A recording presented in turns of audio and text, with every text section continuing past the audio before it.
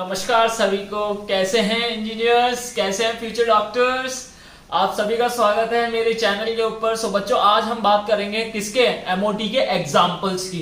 यार क्वेश्चन कैसा आता है एमओटी के ऊपर, वो भी तो है, वही तो मेन चीज है, क्योंकि हमारे को तो क्वेश्चन से डील करना है। कंसेप्ट तो हमने पढ़ लिया है। तो पहला क्वेश्चन क्या बोल रहा है कि पहला क्वेश्चन बोल रहा है what right the electronic configuration of oxygen and explain it's paramagnetic nature.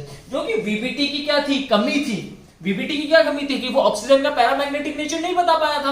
लेकिन हमारा जो एमओटी है वो क्या बोलता है कि मैं बताता हूं कि पैरामैग्नेटिक कैसे होती है ऑक्सीजन। तो उसने क्या बोला, ऑक्सीजन का इलेक्ट्रॉनिक कॉन्फ़िगरेशन क्या लिखा उसने, सिग्मा 1s2, जो कि मैंने बताया था आपको, जो भी 8 इलेक्ट्रॉन है जिसका एटॉमिक नंबर 8 से ज्यादा है या फिर 8 है, तो उसका कॉन्फ़िगरेशन के अंदर सिग्मा 2pz पहले आता है, और जो 7 है और लेस देन 7 है एटॉमिक नंबर, उसका इलेक्ट्रॉनिक कॉन्फ़िगरेशन क्या आ जाएगा, π2px π2py क्या आ जाएगा, पहले आ जाएगा। ठीक है, तो हम बात कर लेते हैं ऑक्सीजन। ऑक्सीजन क्या है, एटॉमिक नंबर 8 है, तो हम बात कर लेते हैं sigma 1s2, sigma star 1s2, sigma 2s2, sigma star 2s2, sigma 2pz2, π2px2, π2py2, फिर pi star 2px 1 and pi star 2py 1। ठीक है बच्चों, बात समझ में आ गई। यहाँ पे 1 1 है, मतलब अनपेयर्ड इलेक्ट्रॉन लिख रखा है, यहाँ पे एक एक है अनपेयर्ड इलेक्ट्रॉन। जब एक अनपेयर्ड इलेक्ट्रॉन आ गया तो ऑब्वियसली बात क्या हो गई,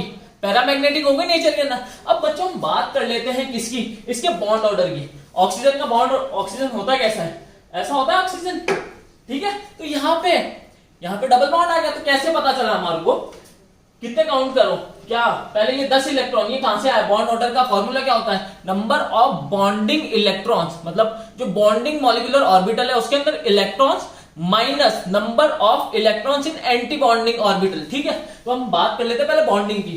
तो 2 4 6 8 10 हो गया।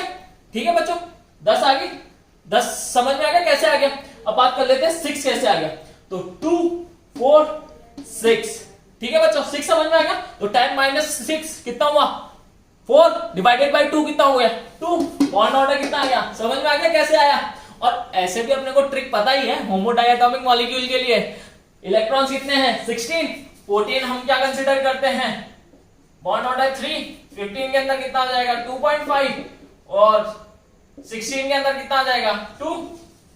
डायरेक्ट आंसर आ ही रखा है बच्चों, बात समझ में आई कि नहीं आई।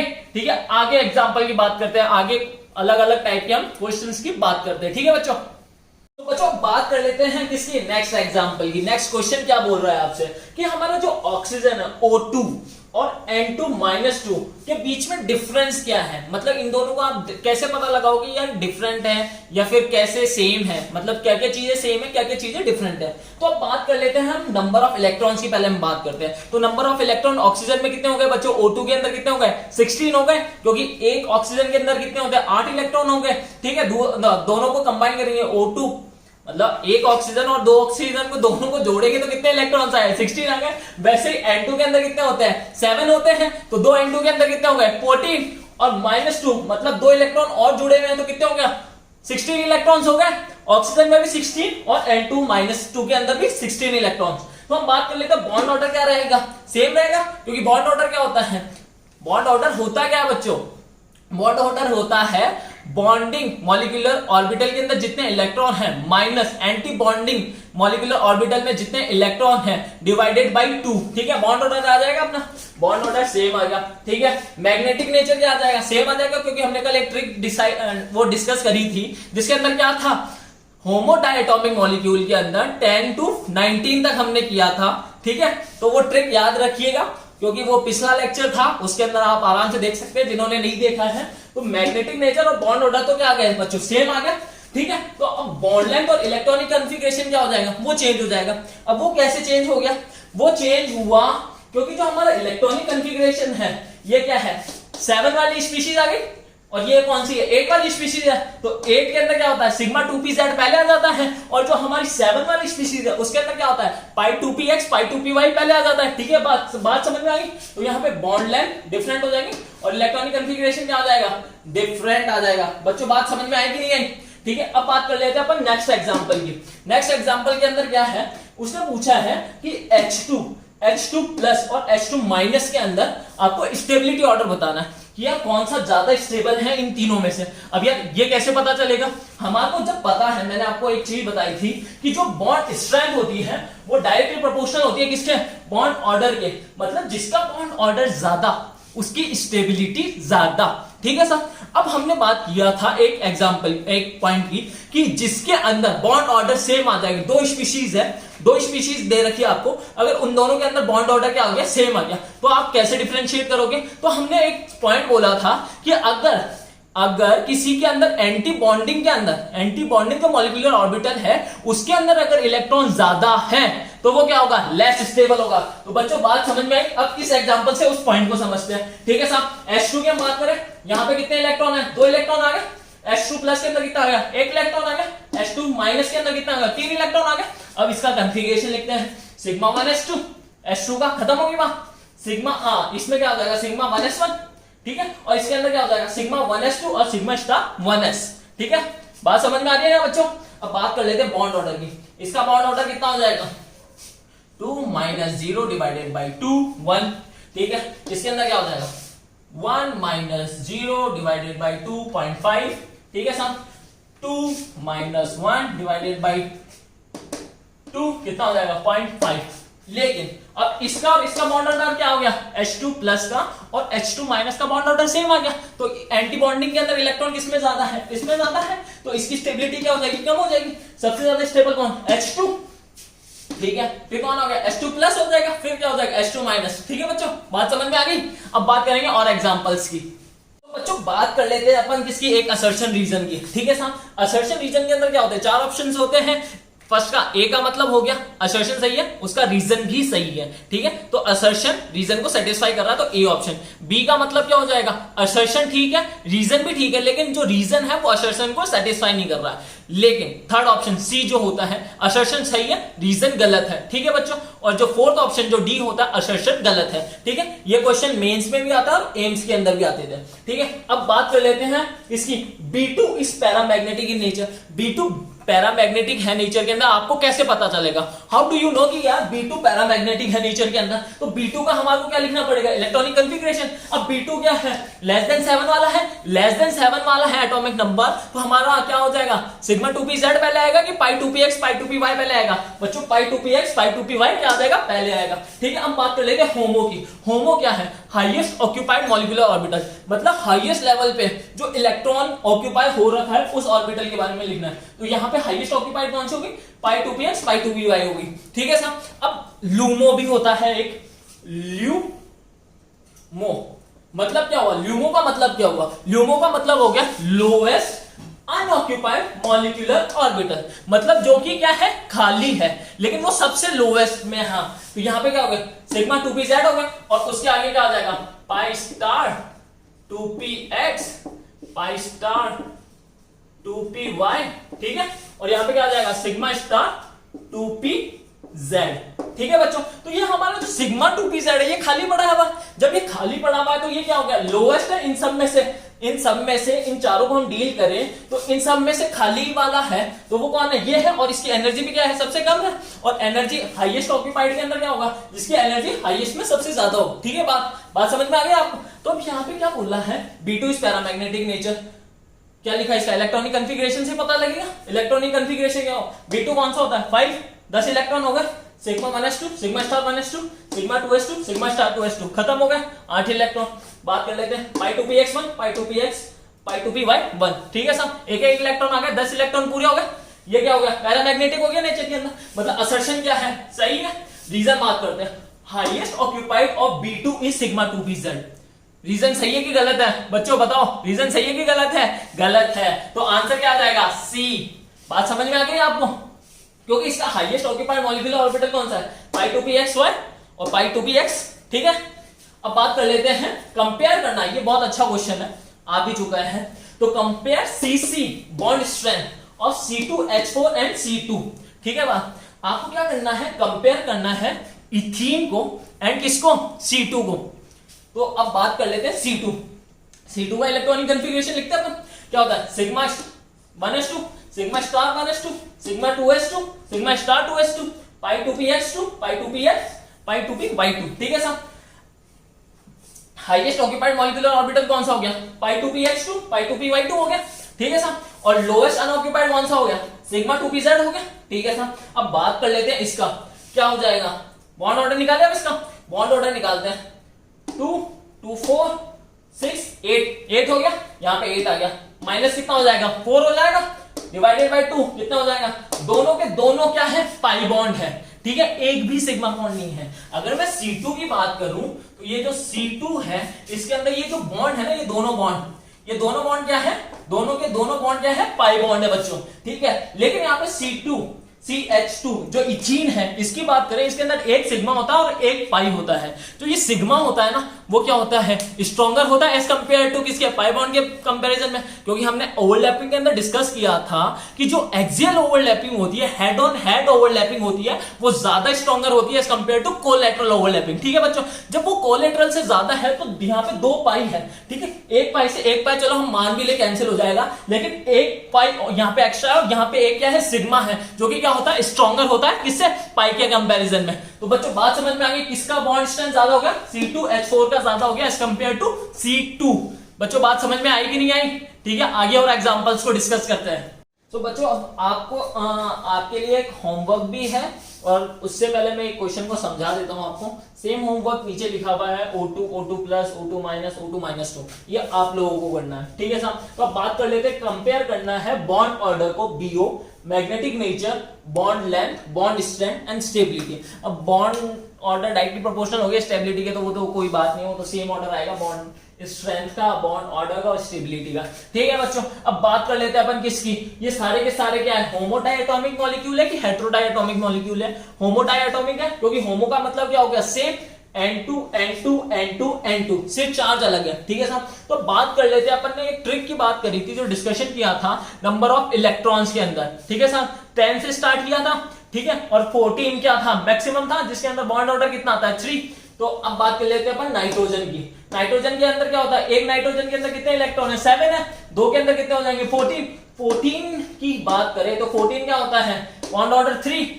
N2 कैसे एग्जिस्ट करता है बच्चों, N ट्रिपल बॉन्ड, ठीक है, तो क्या हो जाएगा, 3 हो गया बॉन्ड ऑर्डर। और क्या होता है, डायमैग्नेटिक होता है, 14 12 और 18 क्या होते हैं, डायमैग्नेटिक। बच्चों आप प्रीवियस लेक्चर देखना जरूर, अगर आप लोगों ने क्या, अगर ये चीजें अगर समझ में नहीं आ रही है उन बच्चों को जो यहाँ पे नए हैं, तो उनको प्रीवियस लेक्चर जरूर देखना जरूरी है।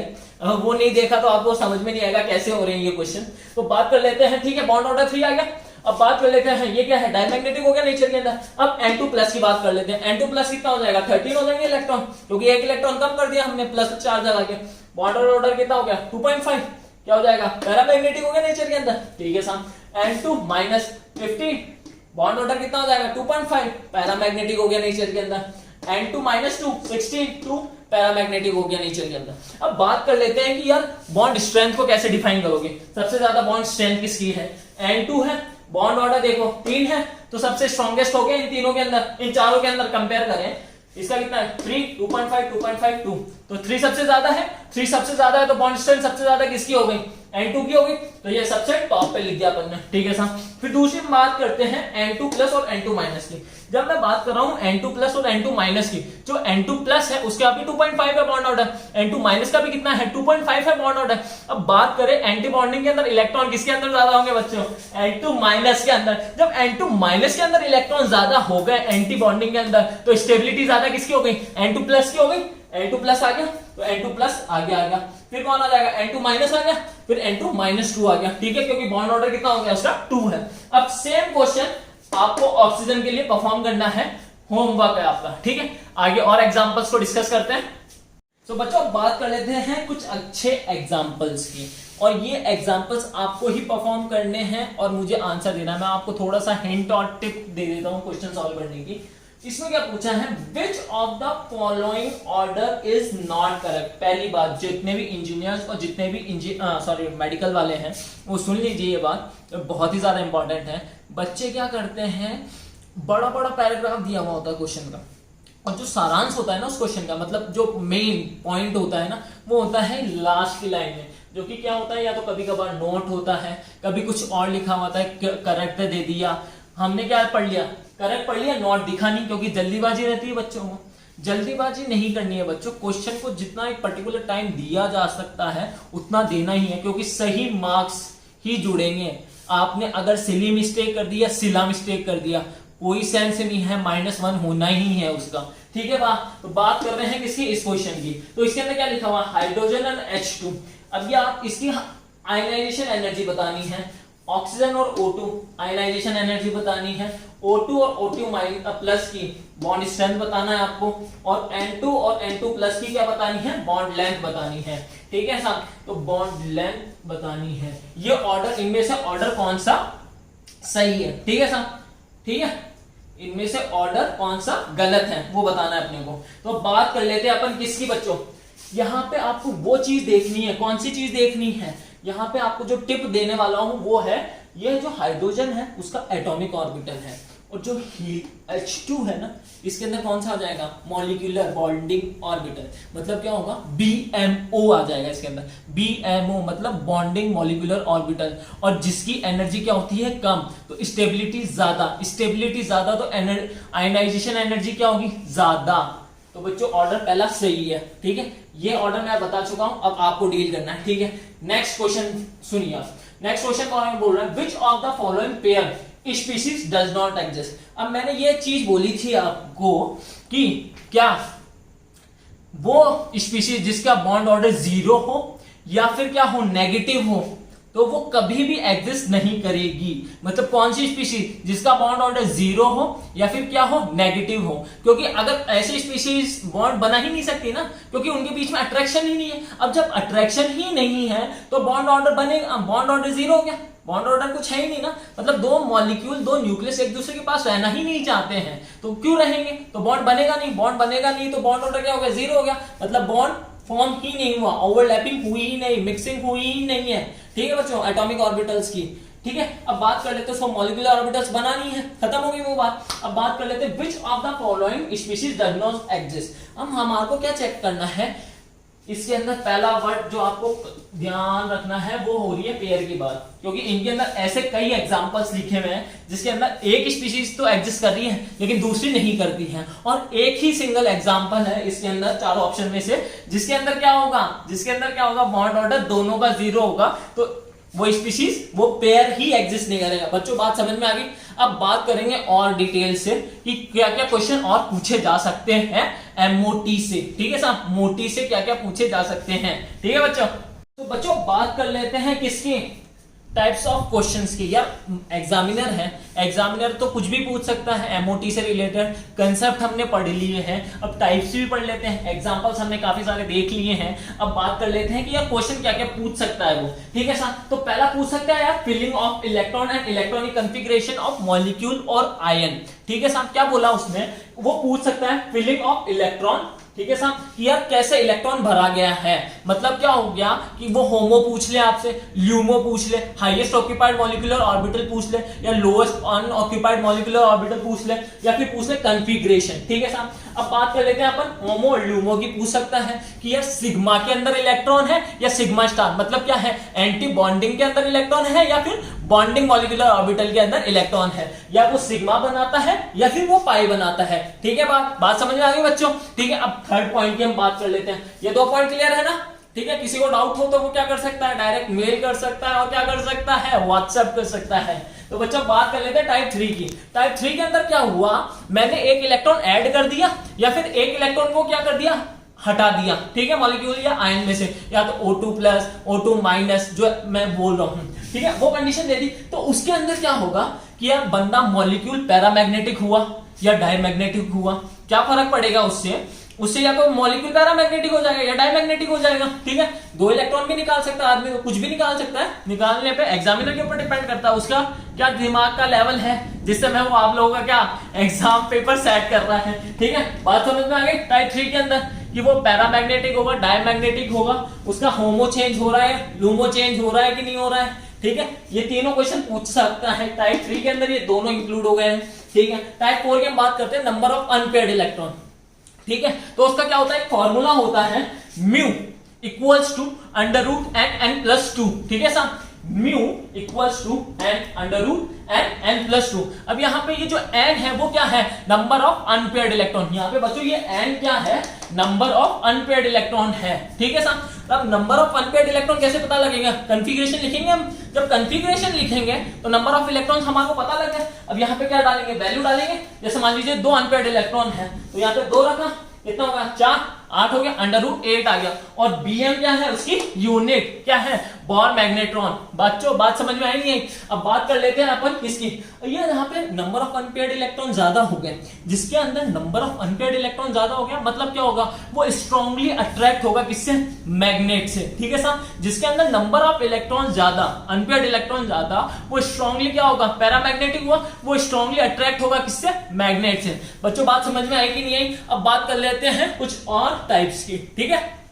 तो बच्चों बात कर लेते हैं किसकी, टाइप 5 और टाइप 6 की। यहाँ पे क्या बात हुई कि यहाँ पे बॉन्ड ऑर्डर मैंने आपको निकालना सिखा दिया है। Number of bonding molecular orbital electron minus number of anti bonding molecular electrons, ठीक है, डिवाइडेड बाय 2। ये आपको एग्जांपल्स मैंने लिख दिए हैं, O2 plus Cn minus NO plus NO minus Be plus 2 NO plus NO C2 minus 2 O2 minus 2। ये सारे आपको सामने एग्जांपल मैंने लिख दिए हैं, ये आपको सॉल्व करना है। इनका बॉन्ड ऑर्डर लिख के मेरे को व्हाट्सएप और ईमेल करना है, ठीक है। अब बात कर सकते हैं, कुछ भी कर सकते हो दोनों में से, ठीक है। अब बात कर लेते हैं बॉन्ड ऑर्डर, ठीक है, टाइप 6 की। कि यार पूछ ले बॉन्ड स्ट्रेंथ ज्यादा किसकी होगी, तो वो किसके डायरेक्टली प्रोपोर्शनल है। बॉन्ड ऑर्डर निकालना, डायरेक्टली बता देना कि बॉन्ड स्ट्रेंथ इसकी सबसे ज्यादा होगी, ठीक है। बॉन्ड एनर्जी का मतलब क्या हो गया, तोड़ने की लिए कितनी एनर्जी देनी पड़ेगी, जितनी ज्यादा एनर्जी देनी पड़ेगी उतना ज्यादा क्या हो जाएगा, मॉलिक्यूल स्टेबल हो जाएगा, ठीक है साहब। म्यूस टचिंग फ्रीक्वेंसी हो गया, ठीक है। और ये क्या हो जाएगा, इनवर्सली प्रोपोर्शनल हो गया बॉन्ड लेंथ के, क्योंकि बॉन्ड ऑर्डर जितना ज्यादा होगा,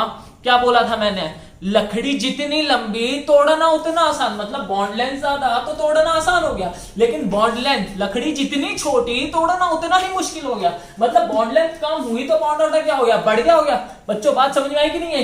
ठीक है, बात कर लेते हैं रोटेशन बैरियर की, ठीक है। मान लीजिए डबल बॉन्ड है और एक सिंगल बॉन्ड है, तो रोटेट करना किसको आसान होता है, डबल बॉन्ड को। क्योंकि डबल बॉन्ड को आसान होता है कि नहीं होता है, क्योंकि डबल बॉन्ड रोटेट ही नहीं करता, स्टेरिक हिंड्रेंस आ जाता है। जो कोलैटरल ओवरलैपिंग होती है ना बच्चों, ये जो कोलैटरल ओवरलैपिंग है, ये अगर मैंने इसको रोटेट किया ना तो क्या हो जाएगी, कोलैटरल ओवरलैपिंग क्या हो जाएगी बच्चों, टूट जाएगी। जो कोलैटरल ओवरलैपिंग क्या हो जाएगी, वो टूट गई। अब वो टूट गई तो यहाँ पे बन नहीं सकता, मतलब क्या हो गया, पाई बॉन्ड क्या हो जाएगा, खत्म हो गया। पाई बॉन्ड खत्म हो गया तो यहाँ पे क्या हो गया, easy of rotation. Rotation barrier क्या हो जाएगा, डबल बॉन्ड का ज्यादा हो गया as compared to single bond, क्योंकि सिंगल तो रोटेट कर जाता है इजीली, लेकिन जो डबल बॉन्ड होता है वो रोटेट नहीं करता है, ठीक है। तो वो रोटेट इसलिए नहीं करता क्योंकि यहाँ पे जो कोलैटरल ओवरलैपिंग होती है वो टूट जाती है, ठीक है साहब। तो ऐसा कोई मॉलिक्यूल चाहेगा नहीं अपना बॉन्ड ही तोड़ दे, ठीक है, रोटेशन के चक्कर में। तो रोटेशन बैरियर डबल बॉन्ड का ज्यादा हो गया as compared to single bond. अब बात करते हैं इजी ऑफ रोटेशन, कौन इजीली घूम जाता है, तो ऑब्वियसली बात है जिसका बॉन्ड ऑर्डर क्या होगा, कम होगा बच्चों। जिसका बॉन्ड ऑर्डर कम, उसका इजी ऑफ रोटेशन क्या होगा बच्चों, ज्यादा। क्या होगा, ज्यादा, ठीक है। अब बात कर लेते हैं bond order directly proportional to stability, ये तो सबको पता ही है, ठीक है। अब और थोड़ा सा आगे बात करते हैं अपन इसकी, ठीक है। तो बच्चों बात कर लेते हैं, ये लास्ट टाइप है, ठीक है। यहाँ पे आपकी एमओटी कंप्लीट हो जाएगी विद एग्जांपल्स, विद आपके types of questions, with all concepts, ठीक है बच्चों। तो बात कर लेते हैं लास्ट कंसेप्ट की, जो कि क्या है, A2। कोई भी एक मॉलिक्यूल मान लीजिए, ठीक है, उससे क्या किया मैंने, एक इलेक्ट्रॉन रिमूव कर दिया मैंने एक इलेक्ट्रॉन, ठीक है, पॉजिटिव चार्ज आ गया उसके ऊपर। तो यहाँ पे क्या हुआ, मान लीजिए उसका बॉन्ड ऑर्डर बढ़ गया। हम बॉन्ड ऑर्डर तो हम निकालना आसानी से हम जानते हैं बॉन्ड ऑर्डर निकालना। तो मान लीजिए उसका A2 के अंदर, A2 पॉजिटिव के अंदर बॉन्ड ऑर्डर बढ़ गया, तो ऐसी स्पीशीज कैसे बिहेव करेगी, एज अ रिड्यूसिंग एजेंट। मतलब क्या होगा, रिड्यूसिंग एजेंट का मतलब हुआ वो स्पीशीज जो क्या होगी, खुद तो क्या होगी, ऑक्सीडाइज हो जाएगी, और दूसरे को क्या कर देगी, रिड्यूस कर देगी। मतलब वो क्या कर देगी, इजीली इलेक्ट्रॉन को डोनेट कर दिया उसने, ठीक है साहब। तो क्या खुद तो क्या होगी, ऑक्सीडाइज होगी, पॉजिटिव चार्ज डेवलप हो गया, दूसरे को क्या उसने इलेक्ट्रॉन दे दिया तो वो क्या हो गया, रिड्यूस हो गया, ठीक है साहब। तो बात कर लेते हैं उसका बॉन्ड ऑर्डर बढ़ गया, तो ये कैसे एक्ट करेगा, रिड्यूसिंग एजेंट की तरह एक्ट करेगा, ठीक है। अब बात कर लेते हैं कोई सेकंड स्पीशीज है, ठीक है, P2। इसके अंदर मैंने क्या डाला, एक इलेक्ट्रॉन डाल दिया, ठीक है, इलेक्ट्रॉन मैंने पुट कर दिया, तो ये क्या हो गई, रिड्यूस हो गई। अब यहाँ पे क्या मान लीजिए, लेट सपोज इसका बॉन्ड ऑर्डर बढ़ गया, ठीक है। बॉन्ड ऑर्डर निकालना हम सबको पता है, कैसे बॉन्ड ऑर्डर निकालेंगे। तो यहाँ पे जब बॉन्ड ऑर्डर बढ़ गया है, जब बॉन्ड ऑर्डर बढ़ गया है तो वो कैसे एक्ट करेगा, मतलब क्या होगा, उसने इलेक्ट्रॉन को एक्सेप्ट करने के बाद वो क्या हो गया, उसका बॉन्ड ऑर्डर या बॉन्ड स्टेबिलिटी क्या हो गई, बढ़ गई। बॉन्ड स्टेबिलिटी या बॉन्ड ऑर्डर बढ़ गया उसका, तो वो क्या हो गया, स्टेबल हो गया। तो वो क्या टेंडेंसी रखेगा, इलेक्ट्रॉन लेने की टेंडेंसी रखेगा, इलेक्ट्रॉन लेने की टेंडेंसी रखेगा। तो मतलब क्या होगा, ऐसे ऑक्सीडाइजिंग एजेंट की तरह बिहेव करेगा, क्योंकि ऑक्सीडाइजिंग एजेंट क्या होता है, what is oxidising agent, oxidising agent means which can accept electron, which accept electrons, ठीक है, एंड इटसेल्फ रिड्यूसेस, मतलब खुद तो क्या हो जाएगा, रिड्यूस हो जाएगा, और दूसरे को क्या करेगा, उससे इलेक्ट्रॉन लिया तो उसका क्या हो गया, ऑक्सीडाइज हो गया। ठीक है, बात समझ में आ गई। तो ये स्पीशीज ऑक्सीडाइजिंग एजेंट की तरह बिहेव करेगी और ये स्पीशीज रिड्यूसिंग एजेंट की तरह बिहेव करेगी। तो क्वेश्चन में पूछ लेंगे कि ऐसी कौन सी स्पीशीज है जो कि कैसे एक्ट करेगी, रिड्यूसिंग एजेंट या ऑक्सीडाइजिंग एजेंट। तो बच्चों यहाँ पे आपका MOT with examples, with types of questions, with all concept complete होता है। ठीक है साहब, तो अब इस चैनल से जुड़े रहने के लिए सभी का धन्यवाद, और like share and subscribe my channel and stay tune for the new updates. हाँ बच्चों, एक इंपॉर्टेंट बात थी, जो कि फ्री क्लासेस है, जो कब से स्टार्ट होने वाली है, 5 मई से स्टार्ट होने वाली है। तो उसके जो रजिस्ट्रेशन फॉर्म है वो इसके लिंक के अंदर मैंने डाल रखा है, डिस्क्रिप्शन बॉक्स के अंदर। सो प्लीज उस रजिस्ट्रेशन फॉर्म को फिल कीजिए, ठीक है, और लाइव क्लासेस का एंजॉय कीजिए, लाइव क्लासेस को। ठीक है बच्चों, बाय। ऑर्गेनिक कंप्लीट हो जाएगी वहां पे आप लोगों की, ठीक है।